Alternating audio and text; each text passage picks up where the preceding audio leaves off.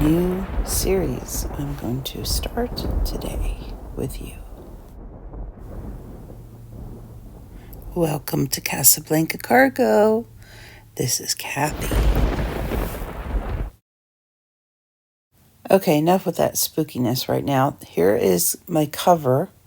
It's a Ritz box, as you can see, and it measures approximately 7.5 by 8 by about a 2-inch spine. Now, I want to make, flip this around. I have this black cardstock. It's 65-pound weight. And I want to make a scrapbook, old style scrapbook looking junk journal. It'll make more sense as we go along. Well, the paper is a little bit too high, turned sideways for the Ritz box cover. So, and I'm going to fold in the flap on the black paper. Now, I figured I would probably make it with a quarter fold to glue into the spine, but then I decided I wanted it to be a little more hefty, so I changed it to a 1/2-inch fold. First, I want to get rid of the extra width, right? The height, extra height of the paper, so that it will fit into my cover. So I scored it at 1/2 inch on the end there.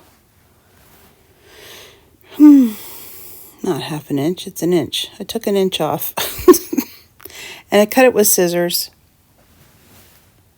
And now I'm going to score the 1/2 inch that will be glued into the spine.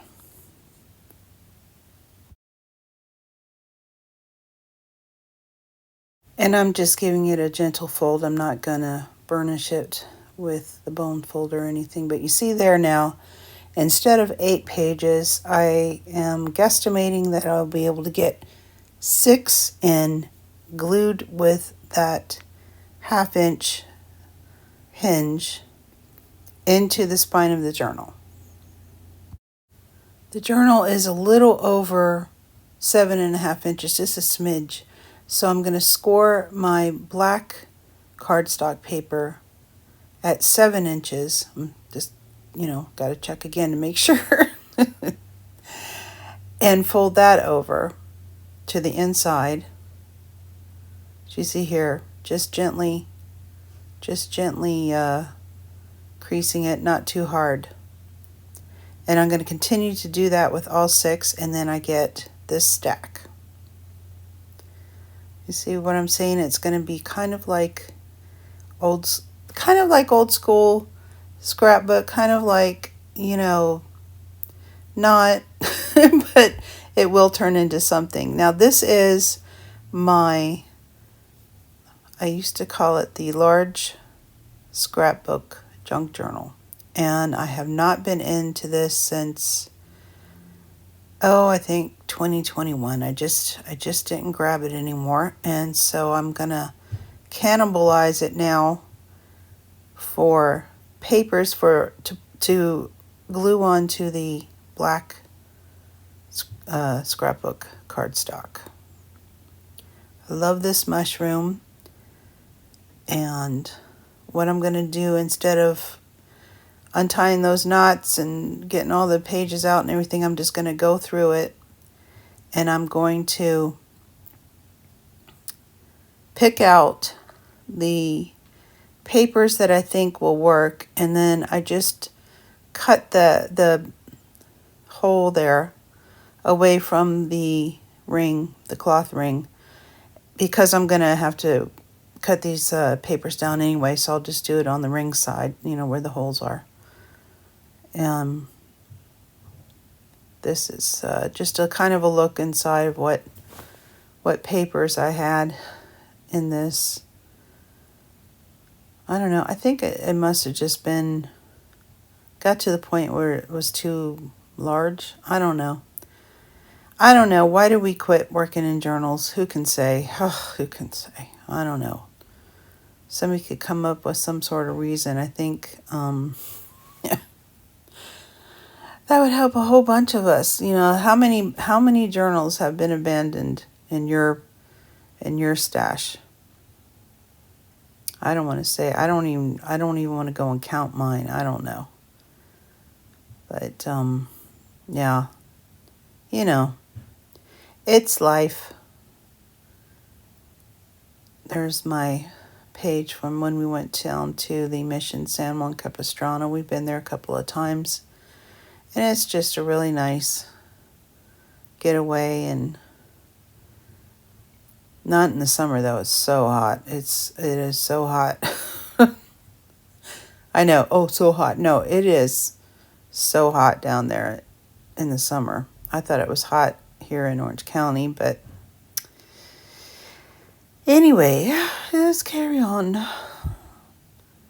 There's my dark thoughts here, wrote on the other side of that card when I was upset about something, and this is just a little, I don't know, just a little, you know, seeing what, it was during the time where I felt like I was just throwing things at the wall and seeing what would stick, and this kind of did not stick. Although I do like the patchwork winter cover that I made. I believe this paper and that paper before it was part of a value packet, Michaels, in 2021. There's my Barbara's Gothic birthday, and I got a little bit in trouble with the YouTubes about the G word there. I can't remember exactly what happened, but I think I had to change the title. I don't know. I don't remember now. I'm not really sure. And yeah, this is another, that piece right there is another of that Michaels paper pack. And it coordinates.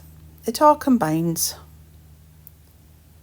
I don't know why this one was so stubborn to get out, but I was trying to avoid cutting the fabric and trying to get the page out, and I think that's the end of that.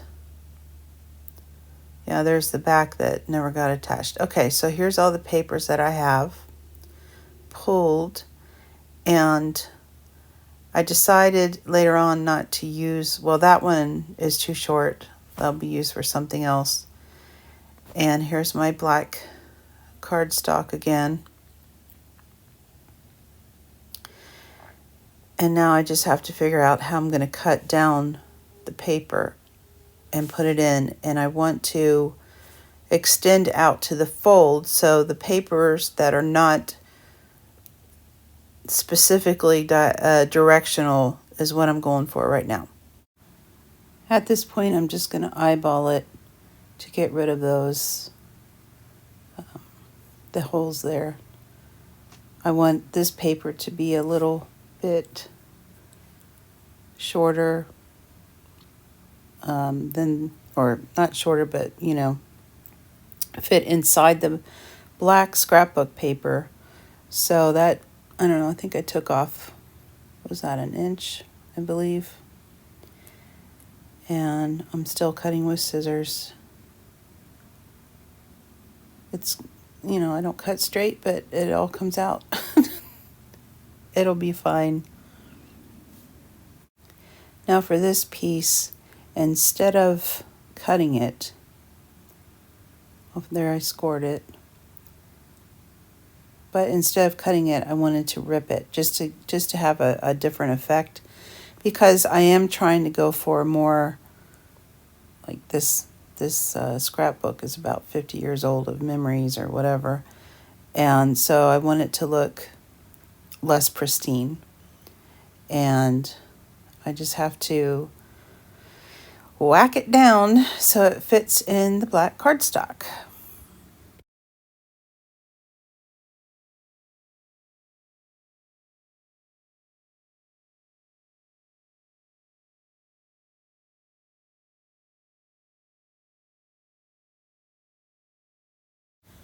With this piece, I want to keep the spire at the top or the needle that is right there on the edge of that page, that piece, and I'm going to keep the writing on the other side. And again, it's just a little bit too long for the cardstock. So first I'm going to narrow it and get rid of those holes. And, yeah, come on, do it. And then I'm going to rip the sides because the other side of the paper had been ripped to begin with.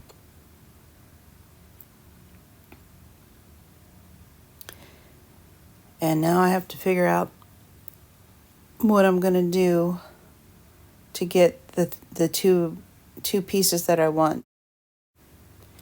So I fold it in, and then I end up to keep that other end. First I went, oh, hey, no, go back to the ruler, and I just rip those two pieces in half. I believe it's 2 or 3 more pieces now that will oriented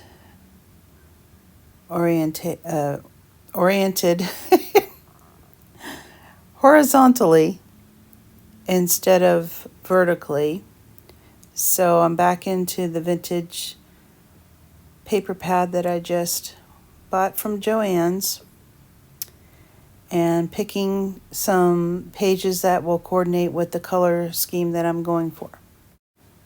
Okay, now I'm taking those papers that are vertical but too short to have gone into the extended section of the black cardstock, and take these papers and cut them down and put them on the back of the black cardstocks. And here I am again. I'm going to cut off the holes and continuously measure to make sure that the paper will fit on the back of the cardstock and not just be a little bit smaller than the actual black cardstock. And yeah, so if you want the measurements, I'll be glad to give them to you if you want to do this with a Ritz box.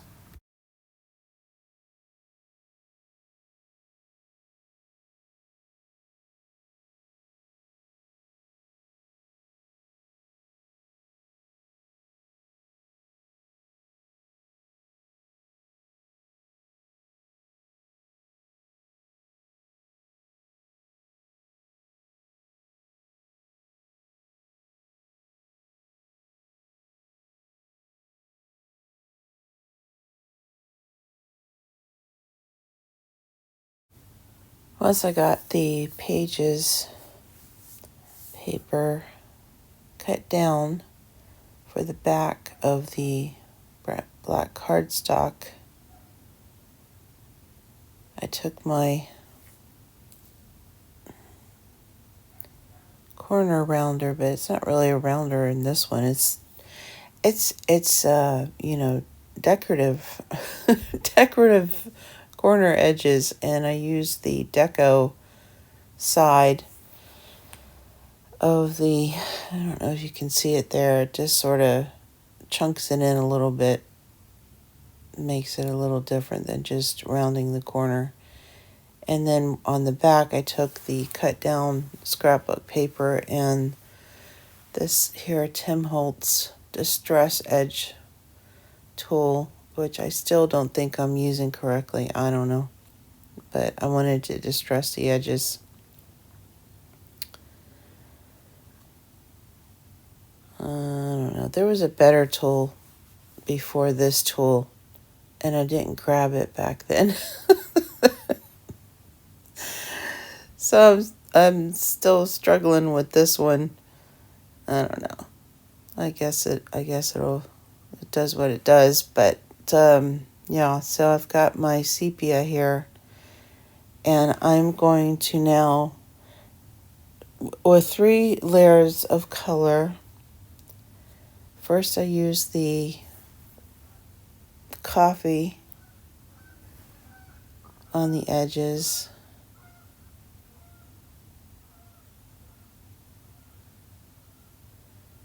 As you see there, yeah, let's close it up, be good to your inks.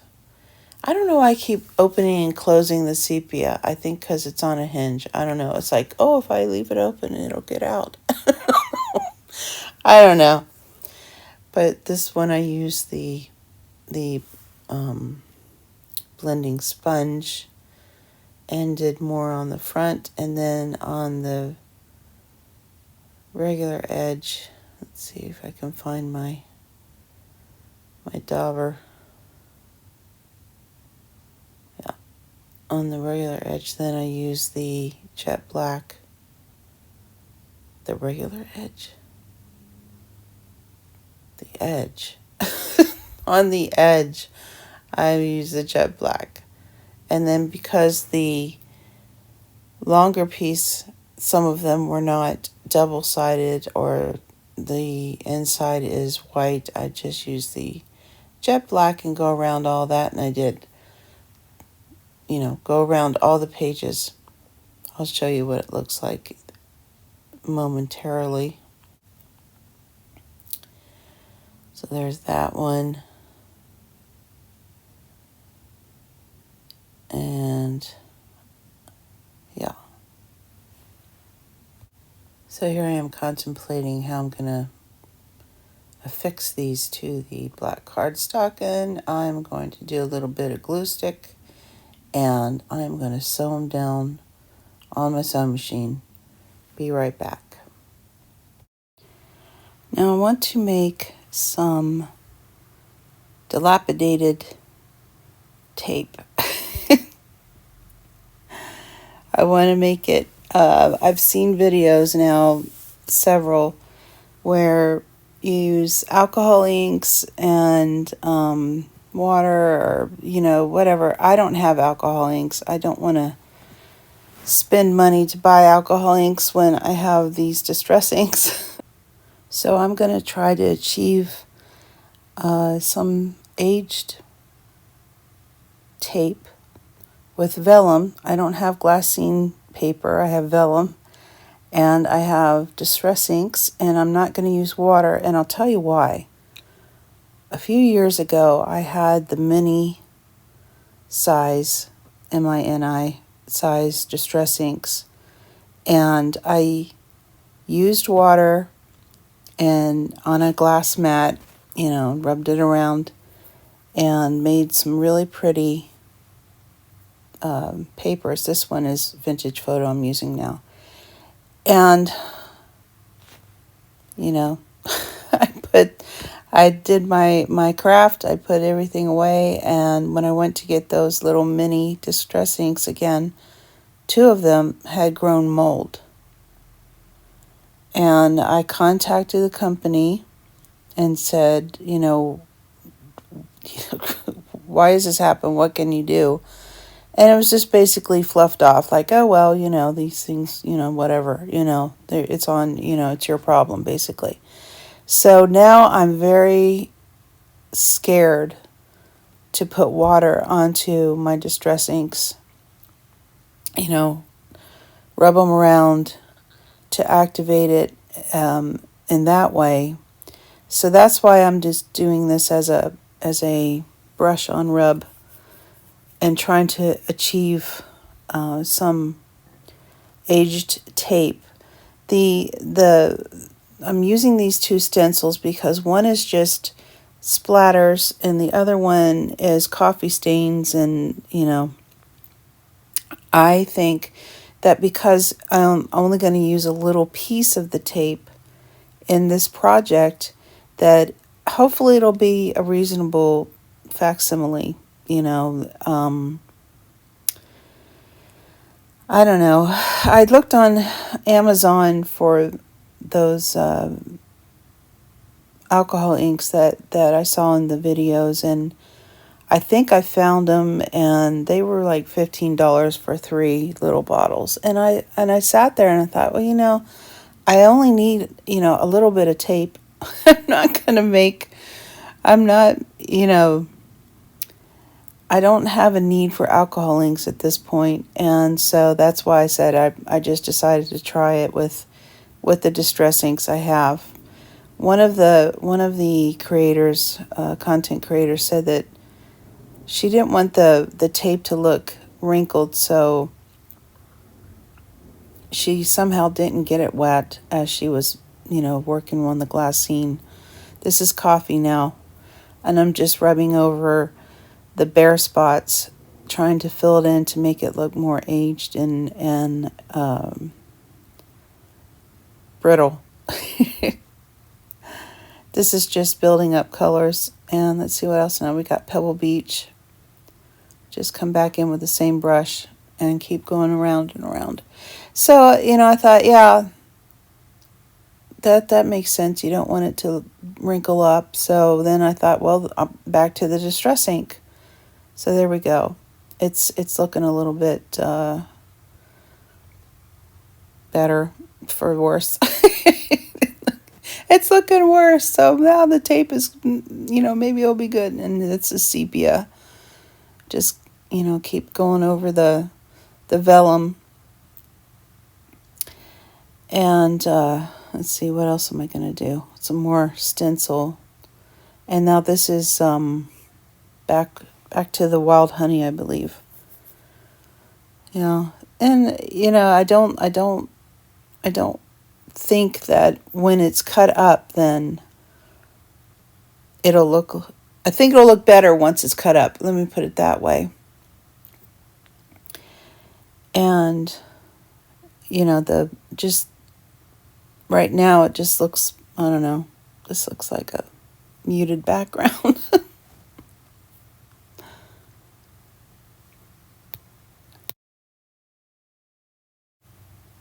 I'm going to take my little Fiskars here and start cutting up strips. I don't know how wide to make them. I think 1 inch is too wide, so I'm going to go with 3/4 of an inch, and, maybe that will work. I don't know, and I'm not I'm trying to be straight, but it wasn't, extremely important to be perfect. And here is the sepia now. I'm going to go back through and just, I think I'm trying to make the edges a little bit darker than the main body of the strip. And then I thought, well, let's see what the jet black does. And, if it just touches on every so often, maybe that will help it to look like the edges, have dried out more on the tape. Yeah, it's really hard to pick up the vellum and then try to distress the edges. So here's my tape now. I don't know, what do you think? Do you think it'll look all right? We'll see. So here we are now, back in with the pages. And I took it to the sewing machine, these pages, I took them to the sewing machine and found out that the crease where it's bent there, and I had it one piece of paper kind of humped up, wasn't working right. So I went in, there's the back. I sewn around the back paper separately, because I'm just going to glue that then to the back of the page. But anyway, so I ended up taking my finger blade. Here, I'll show you the finger blade. And then I took a ruler,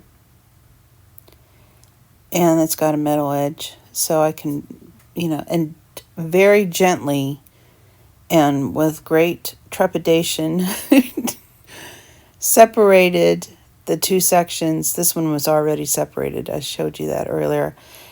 So that then I just sewed around each section then. And then I felt like it will add to the aged look of the scrapbook, because the opening and closing for how many years of the pages. This is all my background story in my head. They split, and so I'm going to enhance that with some vintage photo, I believe.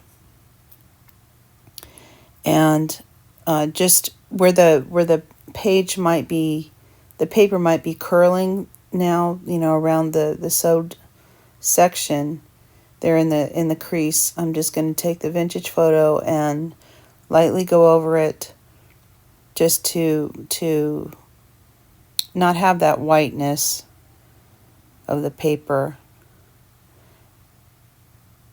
and just go with it, because I could have had it not lay flat, or I could cut it, and I cut it. It was just one of those, well, I'm just going to go with it. I'm just going to cut it. And this one, the papers were really kind of curling up there against the sewing, so I encouraged that even more. And took the vintage photo and just lightly went through there, just to make it look more aged.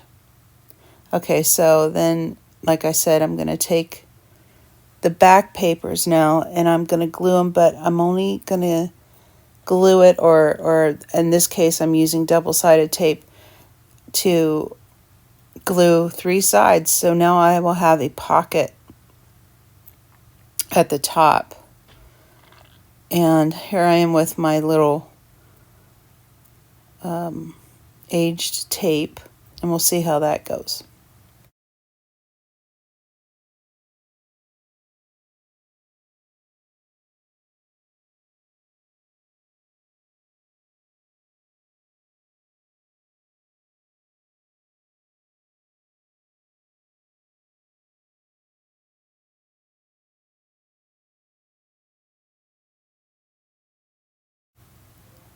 I've got the Aleene's tacky glue to hold the tape down, and then here I did 2 rows of the double-sided tape, because of course this is the only size I have right now of the double-sided tape. I think really any adhesive at this point, I could have used the Aleene's tacky glue. I could use Fabrifix, just if it comes off, because it is double-sided tape, it may dry out eventually, or it could, come off. I can just reapply it. So the trouble is getting the backing off of the tape. And then right there I forgot I had a piece of tape on the back side, but it'll be okay.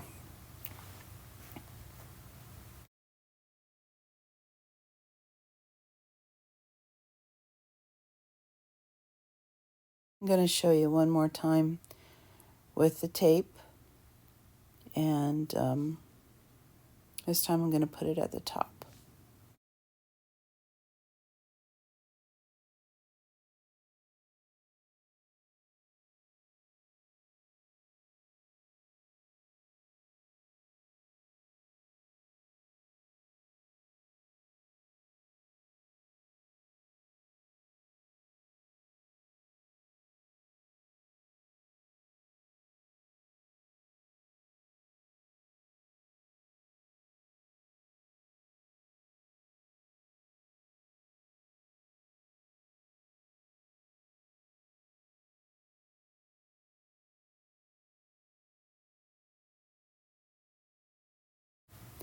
I have all those leftover strips from the beginning of the video when I was cutting down the black cardstock. And now I'm going to make photo corners. I believe that's what they're called. Yeah, the little black triangles. This little punch makes the triangle. It cuts it, and it embosses the place where you bend it when you fold it over. Embosses the fold. Now I got this contraption here, this punch, in a bag of punches years ago at the thrift store. I had no idea what it was, and when I used it the first time, then I was like, this thing is broken. It doesn't even pop out the paper. What the heck is... And then I realized what it was, to make your own photo corners. Now, the easier way to do this, and I admit that this is a little bit, well, it's tedious, I'll put it that way, to do it yourself. You can just buy, like 200 photo corners for $4 or something, off of Amazon, which would make it a lot quicker, a lot easier. But I had the paper, I have the little punch, and I have the time. I took the time to make corners for all of these old-time pictures. Usually in the older scrapbooks, photo albums actually is what they were called back then, those little corners were adhered or glued or whatever into the album, and then the picture could just, you push the picture in and lifted it a little bit, or bent the corner of the picture a little bit, just to get them into the little holders. So then you could take the picture out. I don't know. I guess it was so that you could write on the back of the photo, who was this, where was this, when did this happen, and somebody could take it out and they could look at it and they could put it back into the photo album. Well, for this purpose, I am just gluing those little corners, photo corners, to the corner of the picture, and then I'm going to glue the whole picture, everything into the page. These pictures are not coming out after this, but it's a representation of what it was like.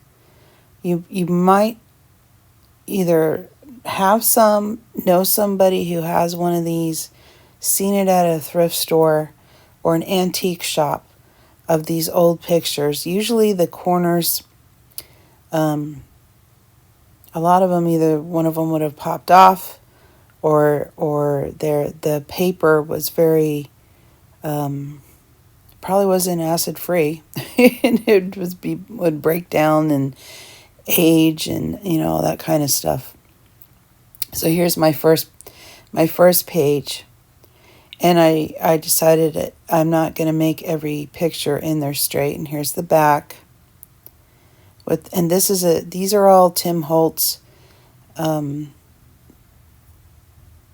little packets of pictures that he puts together. This is one that was older, from a few years ago, and the picture is rounded. It's the corners are rounded on that one with the kids, but the photo corners, put them on, and it just makes it all go together. And so each one of these now little pictures, I am going to come up with a little story to put into the scrapbook. And so each one has been selected and placed with a story in mind. And this one was 4 guys on motorcycles, and I just needed one. So I tore the picture, and then there's the back. So in the next video, I will, be writing in this thing and possibly finishing or doing the cover. See you soon.